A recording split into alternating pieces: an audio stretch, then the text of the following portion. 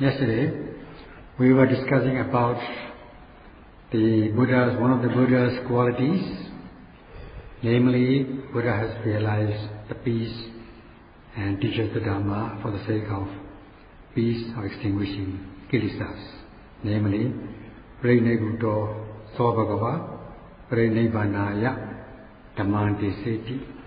Buddha has attained the Nirvana after extinguishing all kilesas, and he teaches the Dhamma to all beings with compassion for the sake of extinguishing kilesas and attainment of Nibbana. So, this is to extinguish kilesas and attain Nibbana with the practice, with compassionate feeling. As for the Buddha, he has extinguished all kilesas without any trace. And he wanted, with the practice of the three trainings, namely morality training, concentration training, and wisdom training, or in a sense the practice of Satipatthana Bhavana, he has extinguished all kilesas. That was the real motive behind his teachings and nothing else. Because kilesas tend to torment, undermine or persecute all beings who are not free from kilesas. It is known as defilements. It causes impurities and the suffering in the minds of the beings. The kilesas cause impurity and degradation. Hence they are known as defilements. And the Buddha has only one purpose in teaching, namely to extinguish all kilesas and to realize Nibbana, and none other. When he preaches the Dhamma, Buddha himself has extinguished all kilesas without any trace left behind, without any defilements in him, namely, he has no pride or conceit, mana, has no attachment to anything, tanha, and he does not hold any wrong view, ditthi. So, he teaches the Dhamma freely with pure purpose. And those who practices in accordance with the Buddha's teaching are bound to extinguish these kilesas if they undertake the practice. Hence, the Buddha's teachings. Just listening to such teachings is not enough if you do not undertake the practice. If you only know the method but not undertake the practice, then you will not be achieving the Buddha's purpose of teaching. So in order to achieve the purpose, one must not only know the method, but also undertake the practice. Then only one will become a disciple, the Buddha's disciple, known as Savaka. So, and also we are talking about Kilesa Pranebhana, has the three kinds of Pranebhana, and also the 5 steps of freeing the mind. In short, they are to realize Nibbana. Instead of Nibbana, we mention Pranebhuto, Pranebhana, or Nebhuti. This also has a meaning, has a connotation of extinguishing kilesas and attainment of Nibbana. In this way, yesterday, we touched on the 5 steps of freeing the mind, namely Tajenga Nibbana, or Tajenga Nebhuto. Vikam Tajenga means temporary, momentary, or for the time being, realizing extinction of kilesas. And Vekamana Nibbana, or Vekamana Nebhuti, extinguishing kilesas by distancing them or keeping them in abeyance. One is overcoming the defilements. And then Samucheda Nibbana or Samucheda Nibbuti, that is cutting off or eradicating the defilements. And in this way one achieves peace or Nibbana. And Patipasadi Nibbana or Patipasadi Nibbuti, with the repeated practice, one overcomes or extinguishes the defilements. And then Nisarana Nibbana or Nisarana Nibbuti, the total eradication or liberation of the mind by realizing Nibbana. Out of these 5 steps or kinds of Nibbuti, peace or liberation, so the first one, the first Nibbuti, known as Tathanga Nibbuti, temporary peace. Now Tathanga means that when there is peace or overcoming of defilements at the very moment of the practice. Namely, for instance, if you are practicing Sila Sikha, morality training, so long as you are able to sustain these moral virtues, not to break, abstaining from what should be abstaining, abstaining from wrongdoing by body and speech,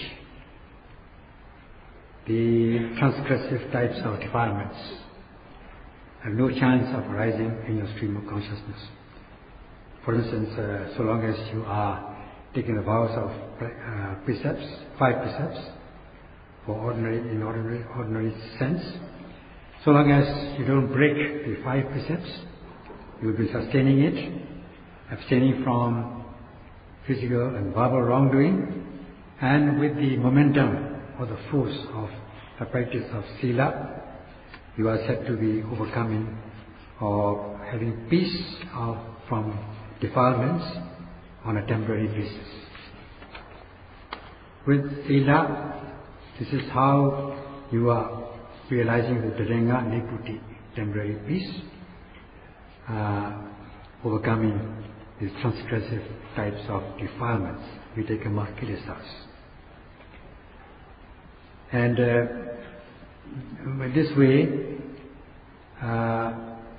as for the obsessive defilements, this cannot be overcome with the practice of Sila, nor with the practice of wisdom. It can be overcome only with the practice of the concentration group, consisting of energy, mindfulness and concentration. This will be discussed later.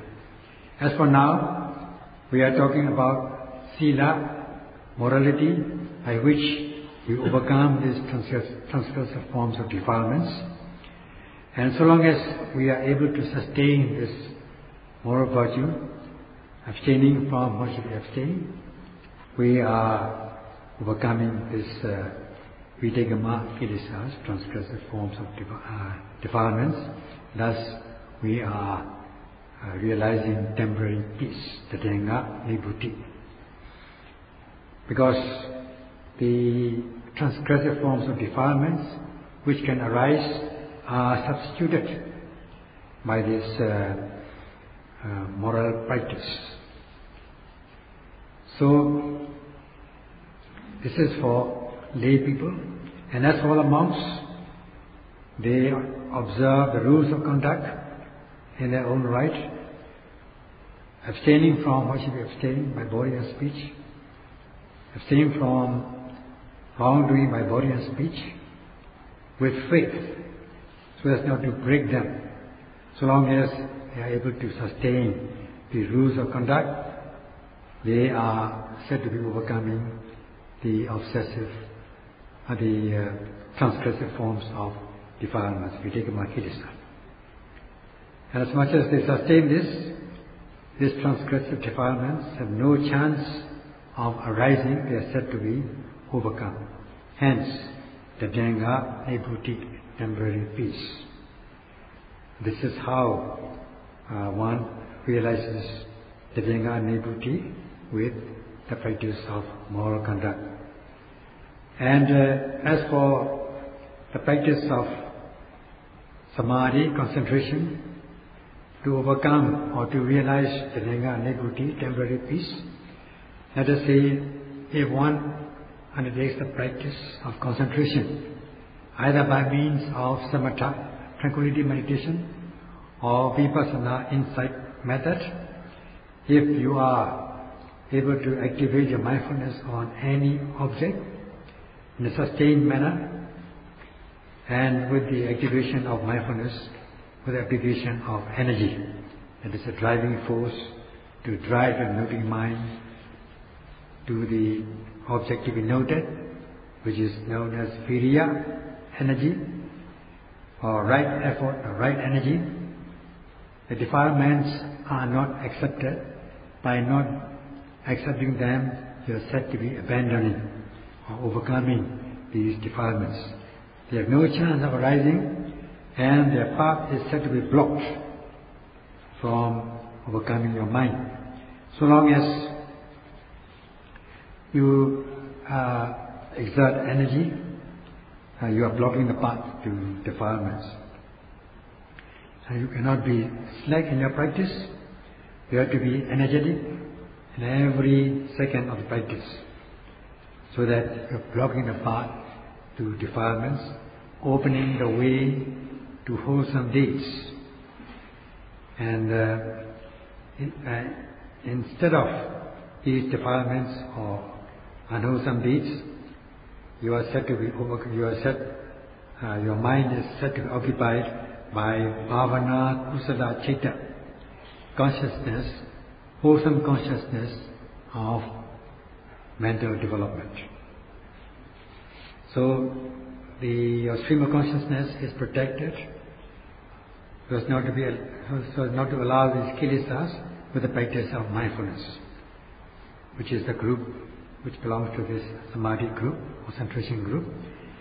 And with every mindfulness, you are said to be protecting your mind from defilements. And as you sustain your mindfulness and deepen your concentration, as the mind falls calm and collected on the object of attention, realizing this Khanika Samadhi, momentary concentration, the mind, the noting mind, is said to be activated on the object of attention, so that there's no distraction of the mind, no restlessness or remorse in your stream of consciousness, because the mind is concentrated. Mind is feeling peace. Such is the Vijnana Nibhuti with the practice of concentration. And as you watch, as you activate your mindfulness of arising in the body, not to miss them, with the practice of energy and mindfulness, your mind is concentrated, and Khanika Samadhi, momentary concentration, arises. These things are qualified as right energy, right mindfulness, and right concentration, which constitute the concentration group, Samadhi Khanda. At that moment, you are said to be overcoming or eradicating on a temporary basis pariyotthana kilesas, obsessive defilements, so that you are realizing the Vijnana Nibhuti, temporary peace, with the result of the practice of concentration group. As you practice this Samadhi Sekha continuously, to concentrate your mind with the practice of Samadhi Sekha, that is the concentration group made up of Virya Samadhi, energy, mindfulness and concentration, you are said to be practicing samatha, tranquility, or calm, practice of the calm or tranquility practice. As is given in this expression, Pacceka Dhamme Samatiti Samatho. Because the hindrances to progress, which are the opposing elements to bhavana mind, to the meditative mind, are calmed or tranquilized. It is known as samatha or samatha. Because of the practice of samadhi khanda, concentration group, all these opposing elements, patipaka, opposing elements such as pachanika dhamma, they are hindrances to progress, beginning with the hindrances of sense desire, kamachanda nivarana. In other words, wanting, desiring, desirable objects in ordinary sense, wishing to enjoy good sight, sound and so on, and to enjoy better and better sight, sound and all these sense impressions. So there are all these sense desire, hindrance, kamachanda nivaranas are said to be calmed or tranquilized at the moment of concentration. And then another hindrance to progress, namely vyabhada nivarana, that is the hindrances of ill will, or in a sense it is known as dosa, anger or aversion. This hindrance also is said to be calmed with the practice of concentration group. And during the practice of concentration, there is no chance of sloth and torpor to arise in your stream of consciousness. There will be no such thing as lack of exhaustion, nor lack of exhaustion due to the practice of energy. You will wish to only exert the energy instead of just getting exhausted. Because the mind is said to be opened up, because also the jhanic factor known as vitakka, the factor of aiming, is involved in it.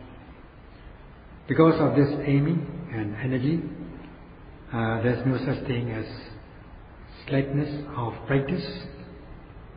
Instead, one is overcoming the sloth and torpor and be able to practice energetically, wakefully. Hence, this hindrance of sloth and torpor has no chance of arising. They are said to be calmed or tranquilized. And because the concentration is arising, because the mind is concentrated on the object of attention, in this case, cultivating momentary concentration, khanika samadhi, the mind is not removed from the object of attention. Instead, it is sustained on the object. Hence, the restlessness and worry, which could happen if your mind is not concentrated, will not arise in you. They are known as udecca, kokucha. Because the mind is sustained on the attention, on the object of attention, there's no chance of this restless and worry to arise in your stream of consciousness. And in this way, there's also no chance of the last, the hindrance, namely skeptical doubt, vicikiccha, to arise in your stream of consciousness, because you are not feeling doubtful of the practice. Your mind is sustained on the object of attention. Thus, this vicikiccha, nivarana, the hindrance of skeptical doubt, is said to be calmed. In this way, you are calming these hindrances. Hence, the name samatha or tranquility practice. At every mindfulness, you are said to be calming. And if you are 10 times noting, if you are noting 10 times, you are calming 10 times. In 5 minutes, if you are able to do that, at the rate of 1 second per tranquility, per calmness, you will be calming 300 times. And when 1 hour, 3,600 times. You will be achieving this Tadanga Nibhuti. You can understand this from your own personal experience. This is how one abstains from or overcome this physical and verbal misbehaviors with the practice of Samadhi Khanda. And one has to build up the momentum of Bhavana Citta, meditative mind.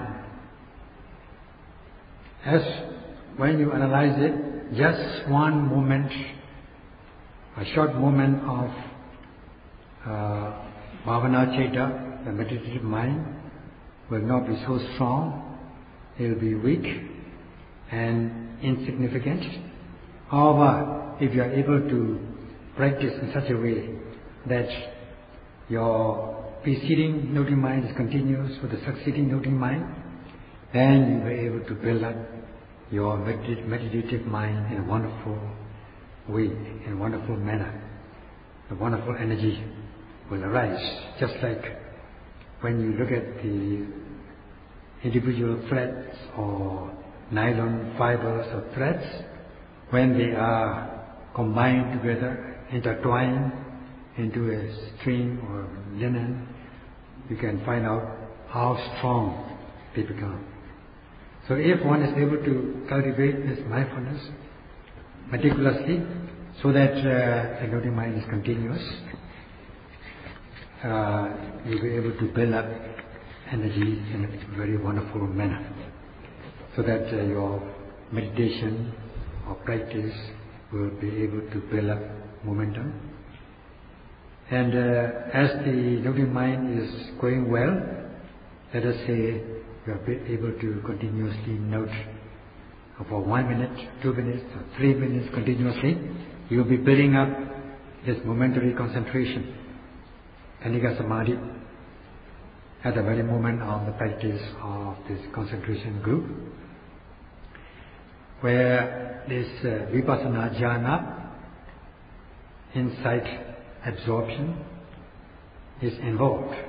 Jhana means unification of the mind on a single object, such as jhana. So here we are practicing Vipassana jhana. That is when you are noting the arising object, beginning with rising and falling as the main object, as they arise immediately, just like strike the iron while it is hot, you note it with the application of the power of aiming, first of all, together with the application of energy, so that the noting mind is sustained on the object of attention, which is known as vichara. So with vitakka, aiming, your mind is sustained, that is vichara, on the object of attention. So these two things go together, vitakka and vichara, aiming and sustaining, so that the mind falls calm and collected on the object of attention. So here we are applying this vitakka, the power of aiming, so that this power of aiming has the quality of connecting or associating or familiarizing the two things, namely the noting mind and the noted object, in this case the physical or mental natural phenomena, that is what you are noting. So this vitakka, aiming, is connecting these two things, namely your noting mind and the natural phenomena which you are noting. And furthermore, your mind is energetic, wakeful and active, so that there is no tina meda, sloth and torpor. Sloth means slackening or withdrawing from your practice, not wishing to undertake the practice, that is sloth. And torpor is even if you exert, very soon you feel exhausted. So these two things are overcome. The sloth and torpor, or tina meda, will be overcome. Will not have a chance to arise, because these two things tend to narrow down, so to speak, your mind, because you are practicing or cultivating Vitakka, which is aiming. This has a tendency of opening up the mind, refreshing the mind, so that there's no chance of the shrinkage or withdrawal or getting exhausted. So, Chinametta, the Southern Topo, are just the reverse of this aiming, Vitakka. And because you are aiming and sustaining, this Southern Topo or sluggishness have no chance of arising in the stream of consciousness. And because you are aiming with energy, the noting mind is sustained on the object of attention as though the noting mind is rubbing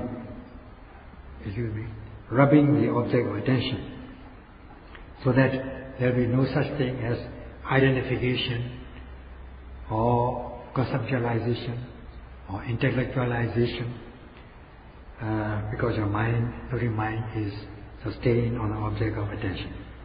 And there will be no skeptical doubt, known as Vicikiccha, which is very important.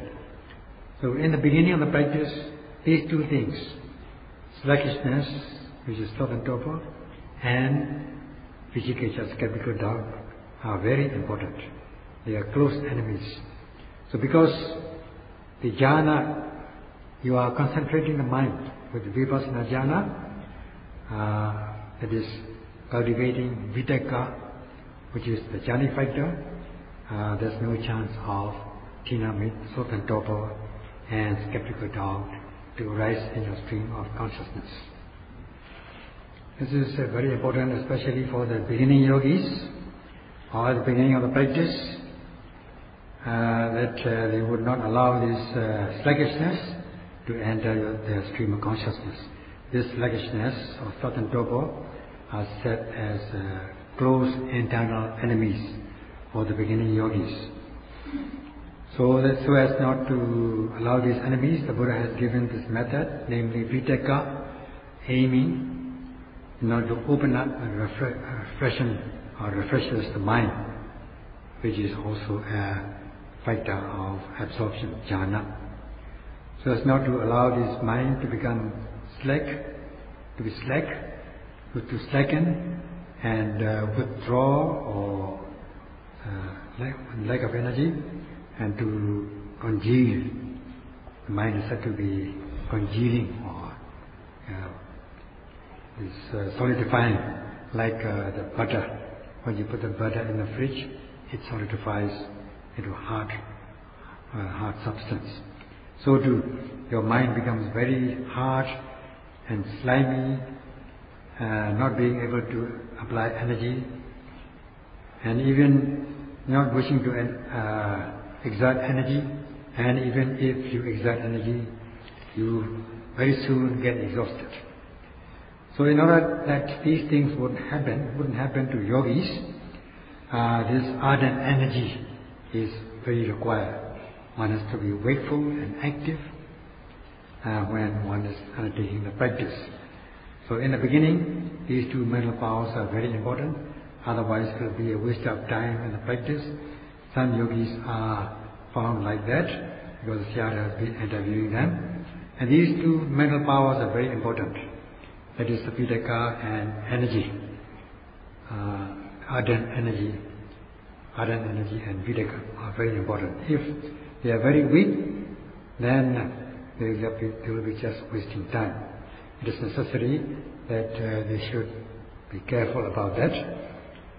So, if they are not careful, then they may be wasting time.